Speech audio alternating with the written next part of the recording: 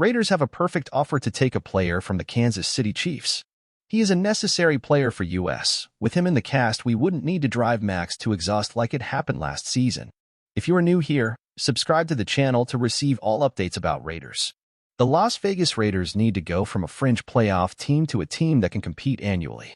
They were just a few games away from making the playoffs last season, and when you look at who won it all, there's no telling what would have happened if they had made it. Now, I won't say they would have won the Super Bowl, but maybe they would have made some noise and won a game.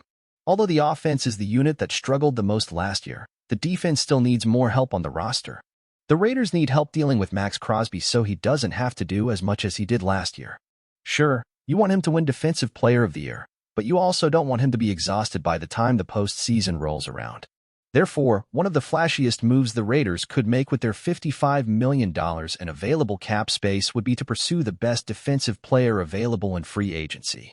That would be none other than the Raiders' biggest rival, Kansas City Chiefs defensive back Chris Jones. And before you say anything about him being too expensive, I get it. It's expensive, for sure. However, the Raiders could offer the perfect contract to Jones. Jones is one of the top interior defensive linemen in the NFL right now.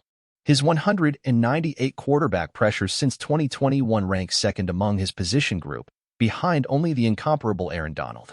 With 32 sacks and 35 tackles for loss in that same span, Jones is bringing down passers at a faster rate than many of the league's top edge rushers. Jones' 17.6% pass rush win rate ranks fourth in the NFL this year. Jones will turn 30 in 2024, but he's still a force multiplier at a premium position where most players aren't capable of rushing the passer consistently. But expect him to nestle his next contract between those two at around $27.5 million per year. The Raiders have the 9th most cap space, according to SpotTrack. If they offered Jones a deal, it could look something like this, based on A to Z Sports free agency and projections. Projected contract: 4 years $110 million, $27.5 million APY, $65 million full GTD. First year limit reached, $13 million.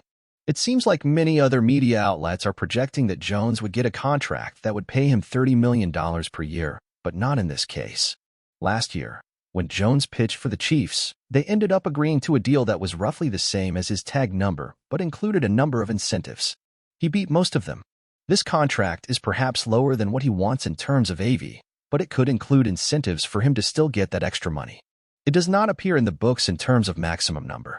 I think both sides would love that, and then you have the best defensive tackle in the league combined with the best defensive end in the league. Everyone would be running away from silver and black.